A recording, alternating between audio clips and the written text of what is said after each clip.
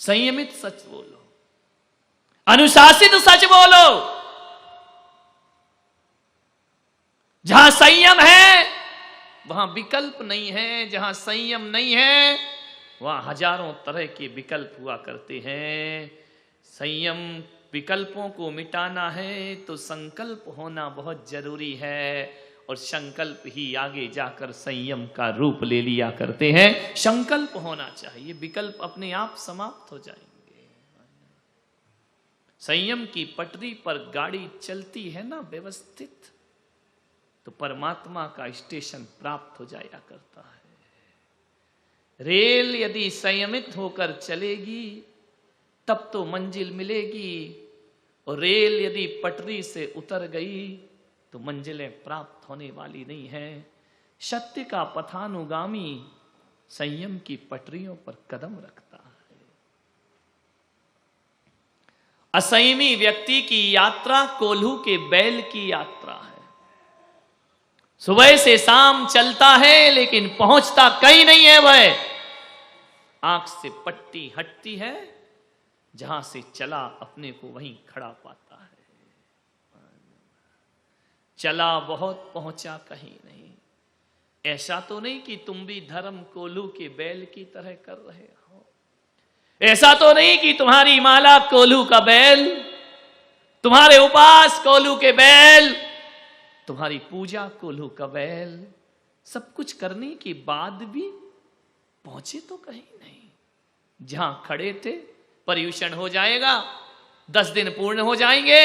जहां खड़े थे वहीं खड़े अपने को पाओगे। आगे की यात्रा बढ़ाइए।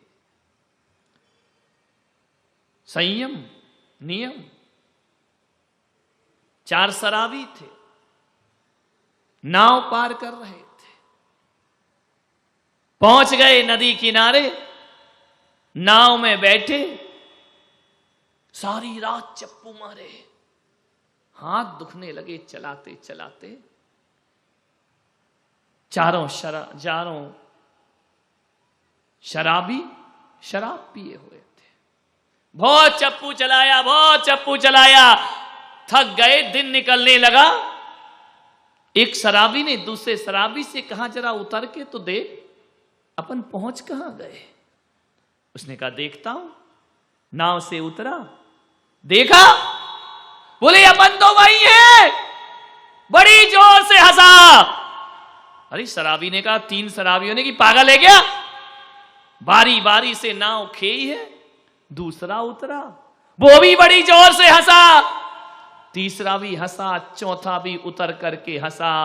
चारों बहुत हंसे यार। पूरी रात चप्पू चलाए, पहुंचे वही हैं, नाव तो खोली नहीं। ध्यान रखना, यदि नाव नहीं खोलोगे तो चप्पू मारने से क्या होगा। और असंयम की रस्सी नहीं खोली तो हर साल पर्यूषण मनाने से कुछ नहीं हुआ करता है। ध्यान रखना, जब तक राग की रस्सी नहीं खुलेगी, जब तक कषायों की रस्सी नहीं खुलेगी, जब तक मान अपमान की रस्सी नहीं खुलेगी, जब तक छल कपट की रस्सी ना खुलेगी, ना आर्जव होगा, ना मार्दव होगा, ना क्षमा होगी, ना शौच होगा। ध्यान रखिए, रस्सी खोलो। ईमानदारी से बताओ, हर साल रस्सी मजबूत होती है या खुलती है। पहले बहू बेटे पे रस्सी बंधी थी, इस साल तो पोता और हो गया। रस्सी बंधी या खुल गई? बोलो, पोती हो गई। अब मूल से प्यारा ब्याज हो गया। कहां खुली रस्सी? चप्पू चला रहे हो तो क्या करें महाराज, पोते पोती नहीं होंगे क्या? होंगे भाई, खूब हो, हमारा क्या बिगड़ रहा है। ध्यान रखिए, दर्जनों से हो, हमारी जा क्या रहा हमारा। लेकिन ध्यान रखना, बहुत बुरा है ये राग मोह, इससे बचने का प्रयास करो। सोचना है, पोते पोती होना कोई बुरी बात नहीं है, अच्छी बात है, होना चाहिए। संसार है, व्यवस्था है, ऋषभ देव ने व्यवस्था बनाई है। संतति को जन्म दीजिए, धर्म और संस्कारों को आगे बढ़ाइए। कोई बुरी बात नहीं है, लेकिन पोते पोती का होना बुरी बात नहीं, इनमें अटक जाना बुरी बात हुआ करती है। ध्यान रखना, आसक्ति की रस्सी मत बांधिए। कुछ बंधन ऐसे होते हैं, संयम बंधन लगता है, संयम रूखा लगता है, संयम कठोर लगता है, संयम लगता है बड़ी कठिन चीज है।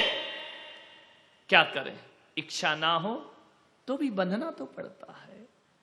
एक छोटी सी बेल को यदि ऊपर चढ़ना है तो उसे किसी बांस से तो बांधना ही पड़ता है ना। यदि बेल बंधेगी नहीं तो ऊपर कैसे चढ़ेगी।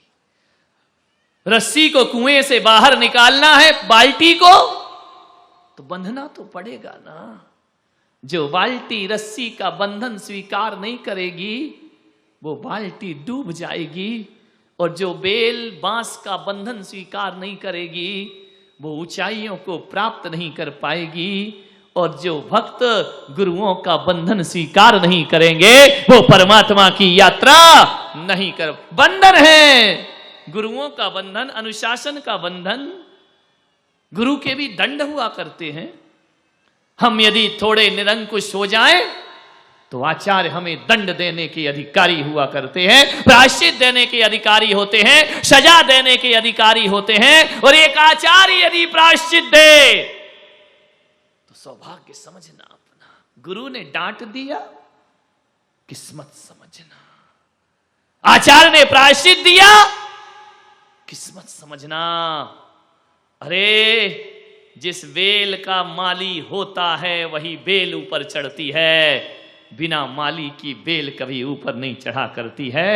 और जिस मोक्षगामी के, जिस कल्याण के इच्छुक पर गुरु का दंड होता है वह जीवन में ऊंचाइयों को प्राप्त किया करता है।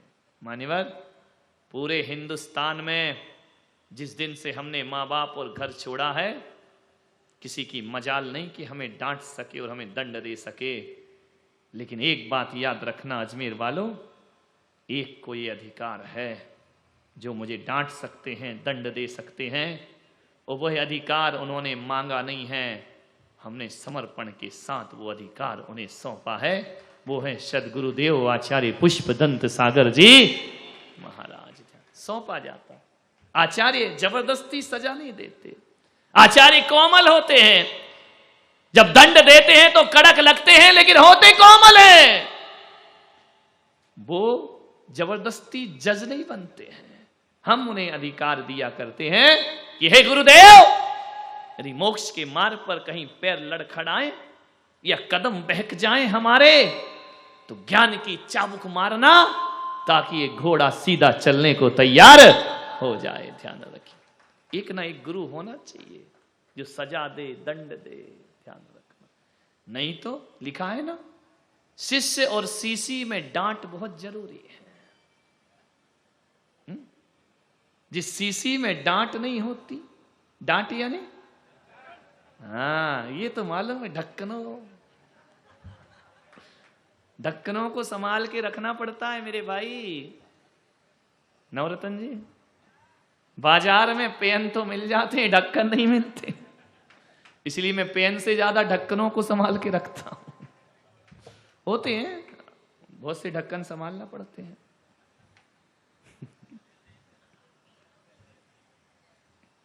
ढक्कन कीमती होता है भाई।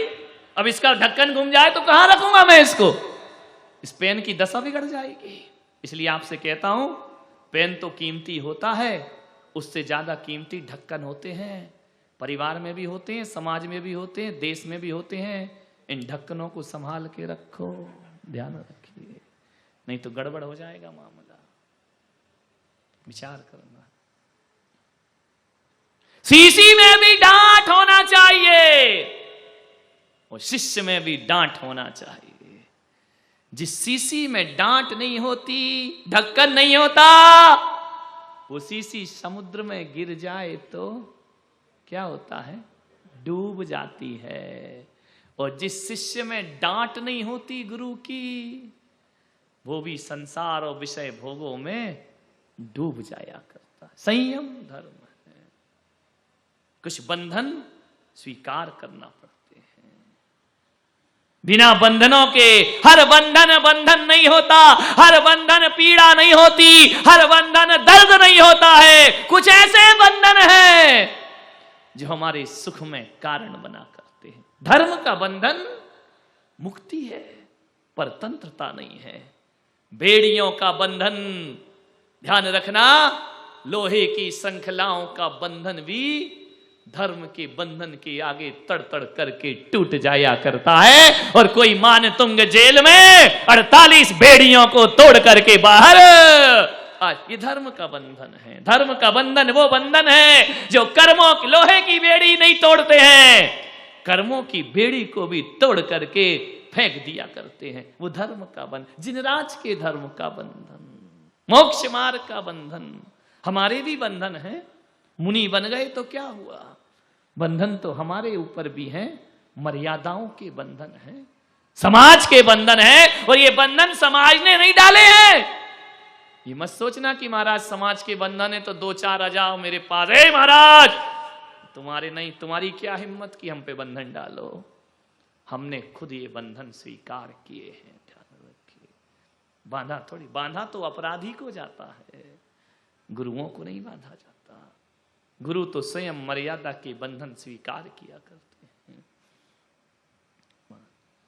बंधो किसी ना किसी नियम से, बंधो संयम से। लोग कहते हैं ऐसे भी जी लेंगे तो क्या होगा, कुछ नहीं होगा। जियो जियो बिना संयम के, बिना नियम के, ऐसे जियो ना।